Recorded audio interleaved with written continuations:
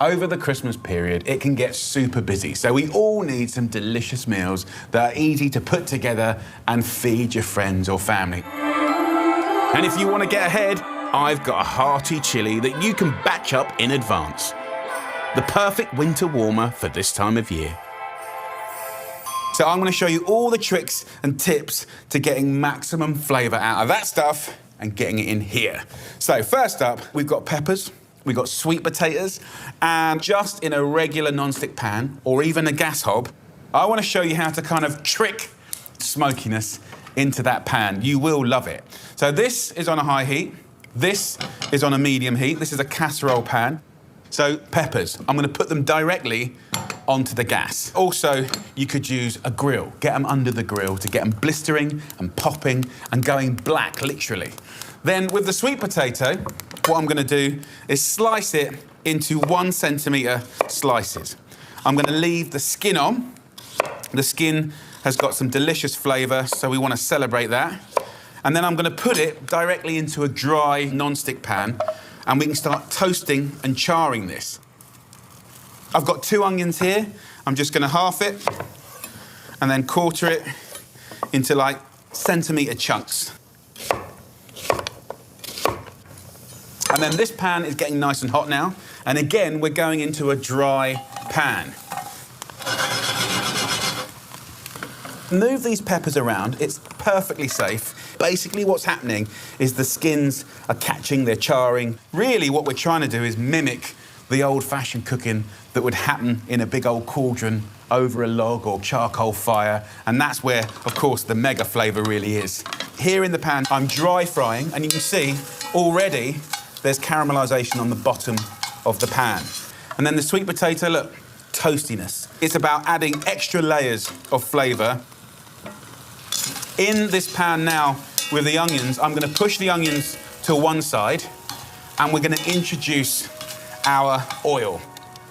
In with a nice couple of lugs of olive oil. It will start to sizzle. I'm going to add spices now. So the first one is a nice heaped teaspoon of cumin. So when they start to just spit a little bit and toast, we'll bring the onions in. So we've got some smoked paprika. 2 teaspoons go in. That's going to give it amazing colour and a true smokiness. And then a little curveball ingredient. Cocoa powder. 2 teaspoons of cocoa in here. And no, before you say it, it's not going to taste like hot chocolate. It's got this most incredible savouriness to it. A roundness, which with the sweet onions and the spice is going to be amazing. Okay, next, for a slightly more unusual ingredient, we're going to use peanut butter, unsweetened, and 1 nice big heaped tablespoon goes in. What I've witnessed in many countries is the use of smashed up nuts, and they really do add a depth of flavour to stews, curries, and chilies. Really amazing. We'll stir that in. I just add a little swig of vinegar just to clean the bottom of that pan. Just a tablespoon. In with the sweet potato. So give it a good stir. So the peppers, in no time at all actually, have blistered up nicely. So I haven't overly coloured them, but this is enough to soften up the peppers, get that toasty flavour going. And also, exactly what we did with the peppers, we can do with the chilies. So a couple of chilies. The one thing I suggest you do is just prick it with a knife, because when these get hot, they have been known to explode. So back to these peppers. Just chunk that up into like 2-inch-ish pieces. Tap off the seeds. In with the green peppers, the yellow peppers, and the red. So nice colours now, look at that. Starting to look very joyful. I'm actually getting really excited. Taste buds are going already. Slice up the chilies. When I was a kid, my mum used to make chili con carne. It was very nice, but the thing I hated about it always was the kidney beans. It took me a long time to love kidney beans, and I'm still not completely convinced about them. Later on in life, I realised there was many other beans that were very nutritious. So I'll take some butter beans. In here, you can see there's like a little kind of stock. It's seasoned, we won't waste that. I normally put a second tin of butter beans in, but I'm mixing it up. This is chickpeas. So chickpeas and juice go in. Now, here's the interesting thing. Aggressive heat in here. So just put the butter beans in the pan and you'll just find that it starts to scald the skin of the bean. The trick is to leave it. And then that aggressive heat just kind of gets the skin to crackle and then it kind of bursts open and the fluffiness comes out. And that in a chili, I just love. It kind of makes it dry and hot and ready to suck up the flavour from the chili. I now want to add our friend, Mr. Tomato. So 3 tins, yes, 3 tins of tomatoes. So I like to put this into my hand, clean of course, and scrunch it. Connect with your cooking. Best gadget in the world. Fill up one of these with water and then pour it into that one and then pour it into that one and get every last bit of lovely tomatoey goodness out. There's good things happening there. Give it a shake. Can you see? See how they've popped, shriveled and charred? And they're now going to go into our lovely chili and they'll sizzle away and absorb all of that flavour. So, last few things to kind of get your taste buds going. We're going to use coriander. Do not throw away the stalks. We'll keep the leaves for later and we'll embrace these stalks. They're delicious. So just finely slice those. So in we go with the coriander stalks. Pinch of sea salt and pepper. Stir that through. And now I'm going to cook that for about 50 minutes to an hour, right, on a medium heat with a lid ajar, just so we retain some of that moisture. But in that time, all the flavours are going to exchange. It already smells amazing. Get your nice jacket potatoes, give them a wash, give them a prick, and then a little bit of salt. And then in the oven, 180 until cooked, basically about an hour. Happy days. So this has had about 50 minutes. And look at that. You can see that it's thickened up. It's robust. It looks really gorgeous. When it's off the heat, which it is now, a kiss of good oil will just give it a shine and a kind of grassiness. You know, we can chop some fresh herbs up. In this case, it's coriander. And that will give it kind of perfume. And as we're talking about really dynamic flavours, let's also talk about dynamic textures. A simple salad, right? Gem lettuce, romaine. This is crunch, soft crunch. And then there's another little trick. If you take standard jalapenos in vinegar, get them in a blender, and just with a little whiz, put everything in here. Take a herb, in this case mint and chilli. Fantastic, friends. In we go with the mint, just a few little sprigs, and wazz it up, and you're gonna make the easiest cheats salsa ever.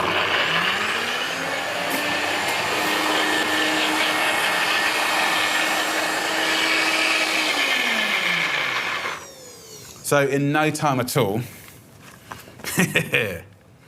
we've made a fluorescent green, amazing chili mint salsa. And then last but not least, there's another little salsa. First up, we'll take a little slice of apple. Half an apple and half an onion. So I'll slice this up, nice and fine. Now with the onion, I'm just gonna finely slice it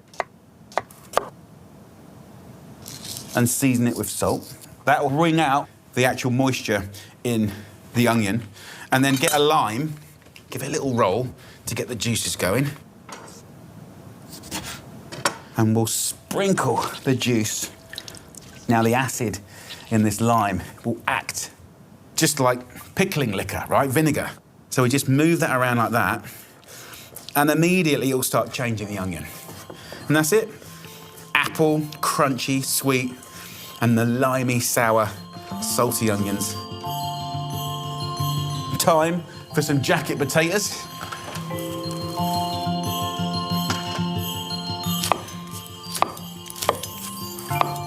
And then some cheddar. Come on, enough chatting. Let's get that jacket potato with the cheese. Let's go deep into the cauldron and make sure we get a nice spoon of that amazing chilli. Let's hit up a little bit of yogurt. That'll just kind of ripple through. We'll have a little bit of herbage happening. Get some green going. We can take our little cheats jalapeno straight on that yogurt. I'm gonna have my little cups of the lettuce here, because we can use this lettuce to mop up that chili. And then we've got our little quick salsa that we've made. Everything going on in one little winter warmer plate. I want to let you into a little secret that makes a massive difference to my life. Batch cooking, a big old pan of food. Could be a bolognese, a soup, a stew. In this case, I'm going to show you how to make a beautiful veggie casserole, right? With roasted squash, chickpeas, mushrooms, tomatoes. But from that, you can do so many different dishes. Got a butternut squash there. Very carefully, put the tip in the center and then go carefully all the way down and then rotate it carefully all the way down and then take these seeds out.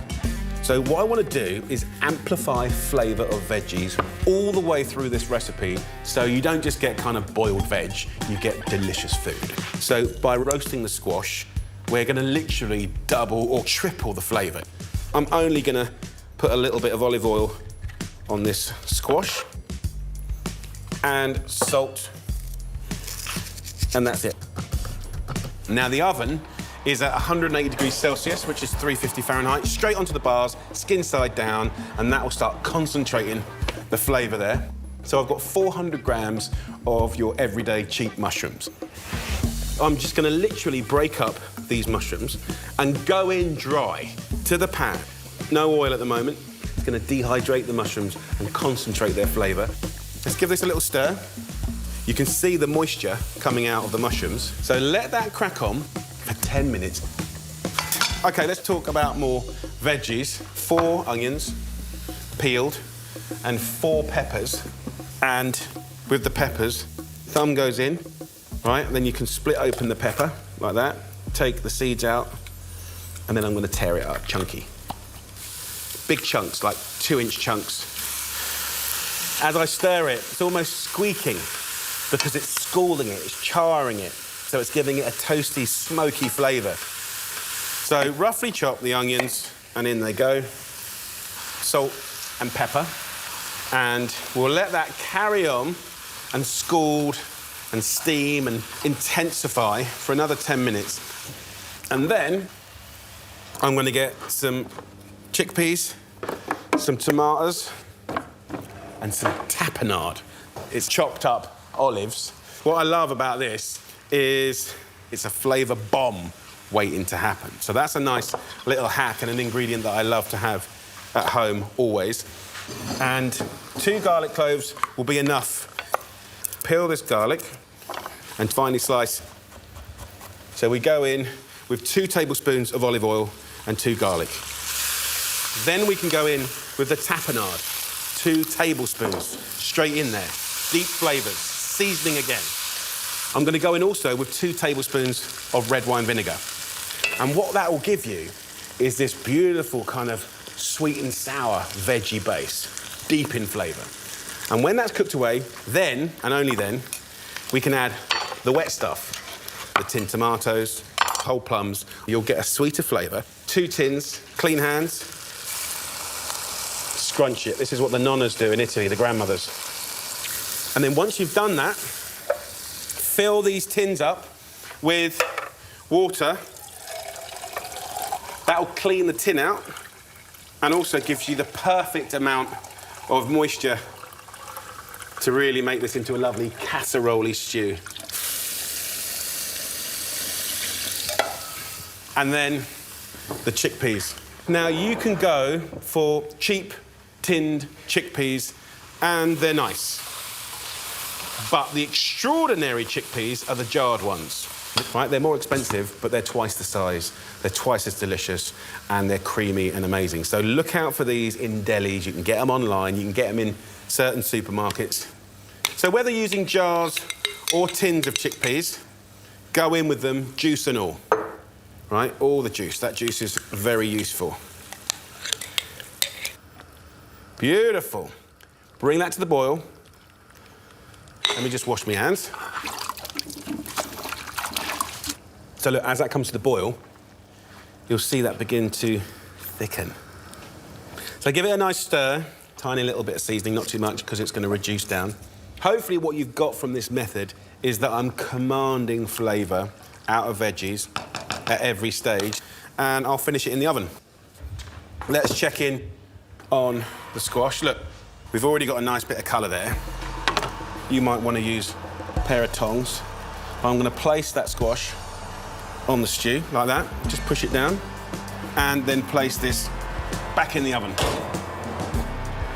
So we'll carry on cooking that at 180 degrees Celsius, which is 350 Fahrenheit, for like an hour and a half until everything is just gorgeous and cooked through. And then you can stir that squash in big hunks through it. That amazing casserole took less than half an hour to put together to get to that stage. And then you let the oven do all the work. So it smells amazing. It's had an hour and a half. Look at it blipping away. I love it when it does that. Proper hearty food. Get yourself a spoon. Now, the reason that I've roasted the squash on top is so you get maximum roast, which is maximum flavour. Also, the skin on butternut squash is utterly delicious, like candy. Get a spoon in and just break it up into little hunks of squash. Give it a nice little mix up, then have a little taste.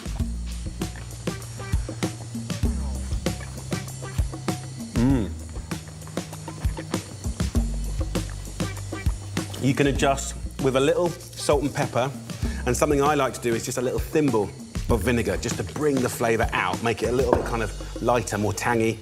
That is a great dish in its own right. Oh, massive flavour. So there you go. One pan squash and chickpea casserole. What are you waiting for? You need to get some of that in your life. What I tend to do is freeze most of it, but from this dish, there's so many things you can do. You can rustle up loads of different dishes with flavours from all around the world. Go Italian and simply have it with toast, delicious pesto and buffalo mozzarella. Or serve it Spanish style with chorizo and potatoes. And I love to spice up my chickpea and squash casserole with curry paste to turn it into a gorgeous veggie curry. Look at this. Or my favourite curry. Do you prefer veggie curry to me? 100%. Pet, sort your dad out. Go on. This is the best thing ever, Dad.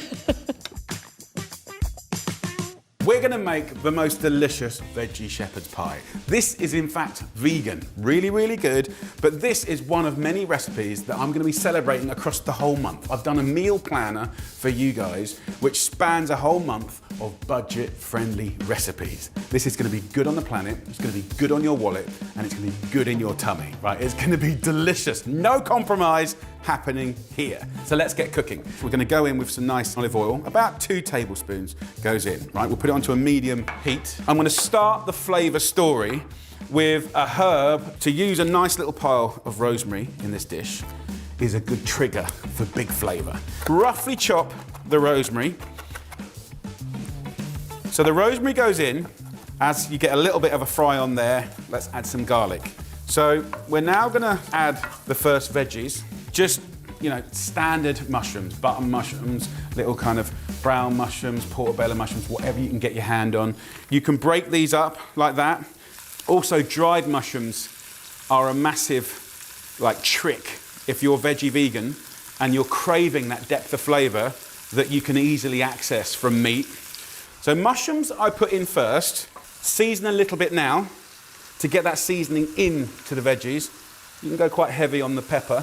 On the story of spices, that is about a tablespoon of ground coriander goes in. Delicious. Okay, a little cheat, a little hack. It's not cheaper, actually, but it's a good conversation starter.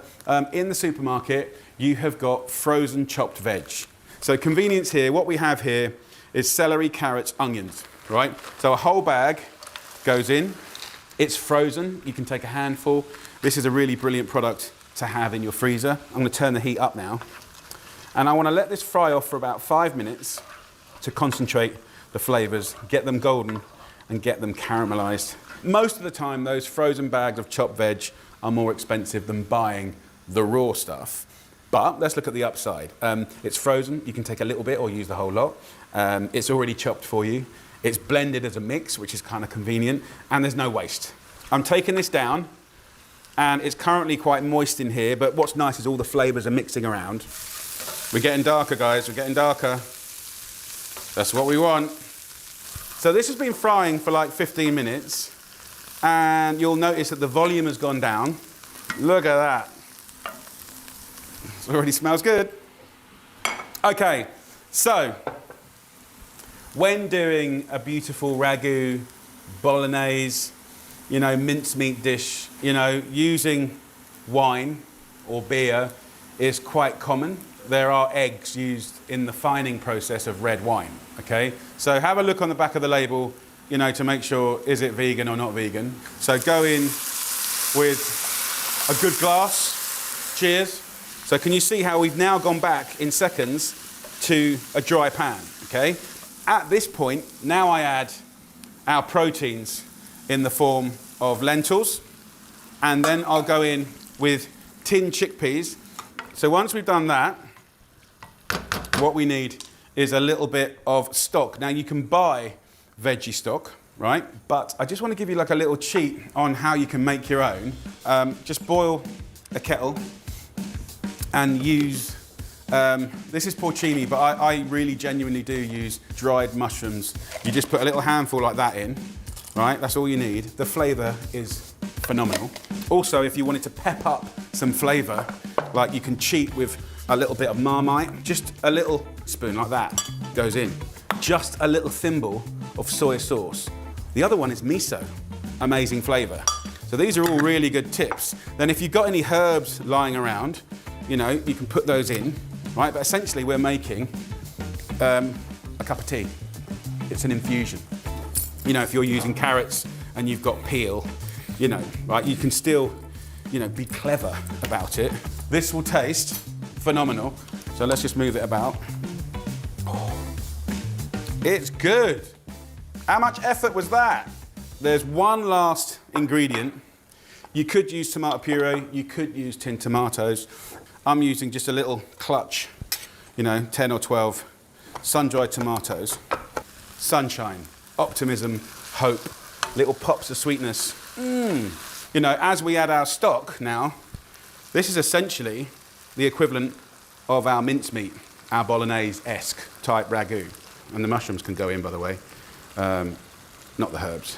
The little masher, just gently crush, just to lose, that blatant shape of the chickpea.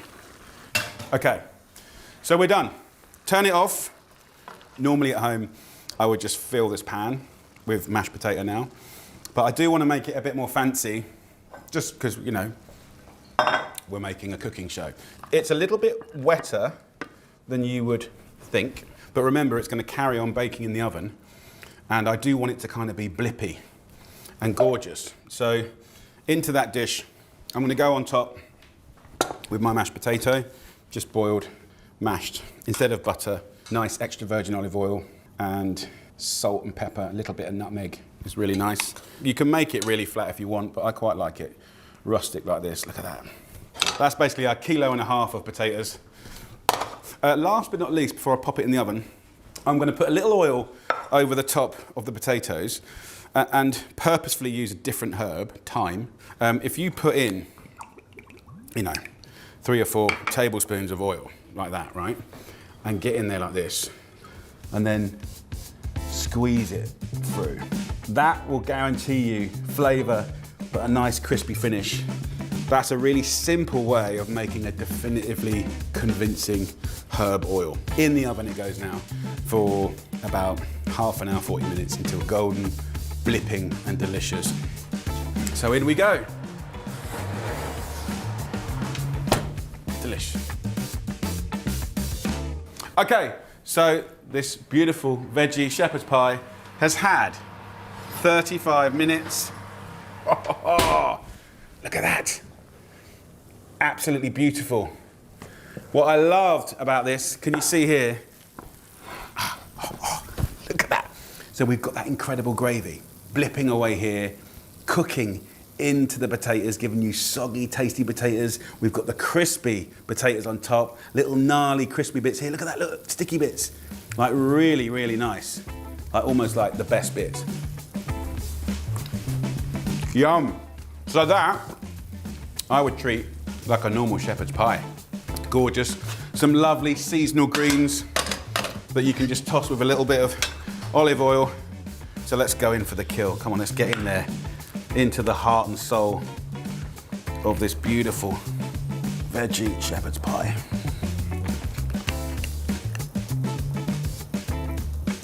Look at that. You can see this is gonna feed nicely like a big old group of people. Look at that. Serve this with whatever lovely sort of steamed or boiled veggies you can get your hands on. I've just got a little bit of kale here, mustard and brown sauce. Really, really nice. Not that it's traditional, but a little bit of ketchup as well is definitely the done thing in our house. Enough yapping. Time to have a little taste. And let's get in there. Yummy texture. First thing, the texture, it is very similar to what you'd get in a typical meat sort of stew ragu. Experimenting, having fun, and being open-minded. So there you go. Happy cooking. That's delicious. It's really good.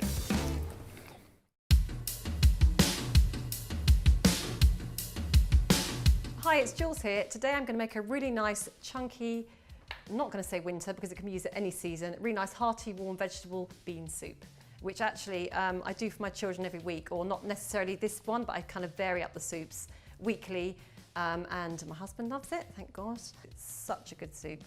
I've got 2 leeks, they look like 4, but they've been cut into 2, washed, and a good tip from Jamie, this is what he told me to do, is to wash downwards so you get all the dirt out and use it like a bit like a little river. So this will probably feed about 4 to 6, so just chop. You can do smaller if you prefer, but my children quite like a bit of chunk, so we're not really smooth soup family, so I have to do it like this. 2 sticks of celery, washed. 3 carrots, which I'm just going to chop. And 2 cloves of garlic, thinly sliced. You could always use a garlic crusher if you fancy. So that's all my veg done. So I'm just going to do some bacon. I've got just 2 rashers. Just chop that. You don't have to use bacon, but it does add a really nice flavour. And if you were doing this for a baby, obviously you wouldn't be doing the seasoning and you wouldn't use the bacon. So you can just take that out and just have a really nice vegetable soup and then blend it. So now I'm going to start cooking. Just put my really mad oven on. A lug of olive oil. First I'm going to do the bacon with some rosemary. Just a sprig of rosemary is all you need. It gets all the strong flavours going. So now I can hear the sizzle. That's when you know all the flavours are coming out of the rosemary and they're all kind of intermingling together. You can smell it now, it's so delicious. So this should take about a couple of minutes, just so it goes nice and brown. Right, it's definitely brown and crispy, so I'm going to add all the veg. You know it's going to be great for children, and it is one way of getting everything in all at once. And I always feel so good when I see they've eaten this. I feel like it's been a really healthy dinner. And just mix it around. You need to use about 10 to 15 minutes, just to make sure the leeks get really sweet, nice and soft and tender. I'm going to put the lid on, sweat them down, and leave it for 10 to 15 minutes to get on with all the jobs. So I reckon this is done. They look really nice, and they smell pretty good as well, so they're definitely ready. Now I'm going to add blotty beans, but you can actually use any canned beans you like. My children like these, so that's quite nice. Well, normally when I do this, it's normally Bally Day or athletics day, so I really worry they've got enough energy to kind of do what they have to do. And those beans will definitely help that. So I'm going to add my stock. You can do chicken or veg, and I've got a litre of stock there. Also, to make it a bit quicker, I use the hot stock so it keeps everything going and boiling at the same time. Put it back to simmer for about half an hour. I reckon this is done now. Yeah, it looks nice and soft. I'm going to add a handful of frozen peas and then 2 handfuls of kale. The girls like kale, but you can do spinach or courgettes or anything that doesn't need a lot of cooking time, so it stays really nice, bright and green. So I'll just mix it in, put the lid on for a couple of minutes, and then prepare the bowls, and we're ready.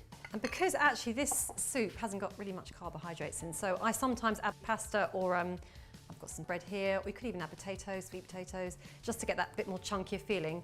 I do especially for my children because if they've been busy at school, I think it's kind of quite healthy to do that. There you go, some nice hunks of bread, which they really like. So that's my carb. So you can see the leeks are sweated off. I can smell actually all the lovely smells of the bacon and the rosemary, and the fresh greens are giving it a really nice kind of fresh feel, and they're not too overcooked at all, so they'll be nice and crunchy still. And the stock's all reduced there. I'm just going to portion it up. So I've got one for Buds and one for myself because it's such a good soup and it's really quick. Actually, I normally cook my soup the day before, but if you're going to do a good batch and freeze it, perhaps don't add the green vegetables like the kale or the courgette because it'll keep its vibrancy. If you defrost it, put it on the hob, then just the same as you did before, add the greens at the end, and then they're really fresh and lovely and they kind of keep the crunch. There you go, guys. It's all done, my lovely chunky, hearty soup. And please enjoy it. Well, I hope you enjoy it and give it a go, and I can't wait to hear what you think. Right, you lovely people, I am so excited to give you a go-to Friday night classic in the Oliver household. We're going to make veggie tikka masala. We've got beautiful marinated and grilled veggies with paneer cheese, the lovely sauce, we've got an amazing grater salad. Then we've got these amazing little pancakes to mop up the sauce. So, so good, and I bet you can do it quicker than ordering a takeaway. So come on, let's do this. In a roasting tray, we'll go in with some olive oil, salt and pepper, and then a nice heaped teaspoon of golden turmeric, amazing flavour, and then cumin seeds. Cut that with a little lemon. We can steal some of that zest and that will caramelise and go sweet and delicious. But of course, it's the juice that we want. So that's our basic marinade. We'll use that to toss all the veggies. Onions into quarters, then break them into petals. We're going to skewer these. If they're too small, they're too fiddly. Then peppers, and just tear this into similar sized chunks. We've got chilies, red, green, yellow, whatever you can get your hands on. And then our good friend, Mr. Cauliflower. Just remove the stalk and we'll take big chunks. You can even put the nice green leaves in there. In here, we're just gonna have a good old toss up. Turmeric is just one of the most incredible spices. The colour, the savouriness, the sort of smokiness. And then paneer, the fantastic cheese. Cut an inch cube, put that in the marinade again. What's lovely about paneer, it is a fantastic carrier of flavours. So get yourself a skewer. So just skewer that on and just alternate it. Bit of onion, bit of chilli. So last one goes on. I've turned the grill on and we want to get it black and gnarly on one side, then turn it and get it black and gnarly on the other side. I reckon about 15, 20 minutes in a grill at full whack. So now it's the time for sauce. I want to introduce curry leaves. You might find that in your supermarket. If you haven't, there are Indian supermarkets all around the country and they will have it. This will transform your curries. Get some oil in a pan and they will start to go crispy. We'll sprinkle them on at the end and I just want the flavour in the oil. I'll take an onion and I'll just roughly chop that. That goes in to that curry leaf oil. I've got 4 cloves of garlic, roughly sliced them. Then I want a thumb-sized piece of ginger, really roughly chopped. I just want to soften these up. So we're going to go in with a heaped teaspoon of garam masala and then heaped teaspoon of sweet paprika. A little handful of almonds. They don't just give you that gorgeous nutty flavour, they give you a creaminess. Get a liquidizer. This is a very good friend in this recipe. We'll take a tin of plum tomatoes and I'll take the onions, nuts, spices, garlic and just get it in there. Maximum flavour, minimum kind of fuss. This is all good. So back into the pan. This is the base of your sauce. Nice and smooth. We're then going to go in with chickpeas, really soak up the flavour beautifully. I've got some coconut milk here. So I'm going to put most of the coconut milk in. One last thing, and that's just a nice, generous heaped teaspoon of mango chutney. Give that a stir. That is the welcoming party for our grilled veg. Let's start thinking about how we're going to make this Friday night special. I'm going to show you these amazing coconut, bubbly, one-side cooked pancakes. Get yourself a builder's mug filled with self-raising flour. Then we're going to go in with 1 mug of water. Black mustard seeds. Just shake some in. They'll soften, give good flavour. And then like a heaped tablespoon's worth of this coconut cream. Use a whisk, a small pan on a medium-high heat. I'll take a ladle, in we go. Round the rim of the pan, and it'll start peeling away. And that is exactly what you want. So, take a beat. What's happening? Pancakes, sauce. Let's have a little look at our veg. It's cooked nice. I think I want to burn it a bit more. Right, so the timing's just working perfect. So, let's have a little think. Salad. Ooh, no. What I'm gonna do is a really cool box grater salad. It could be anything crunchy. So let's just grate a carrot. As I'm grating away, have a look in the pan. Can you see the sides of the pancake are coming away? So we're only cooking this on one side. Crispy one side, fluffy the other. I can smell that it's starting to sort of catch and toast. Boom. That, my friends, is what we've got. Crispy, beautiful gorgeousness. And that, mopping up that sauce, come on. So back to the salad, guys. We'll have cucumber, yeah. We've got some cabbage, and we've got ginger in there to sort of scent it.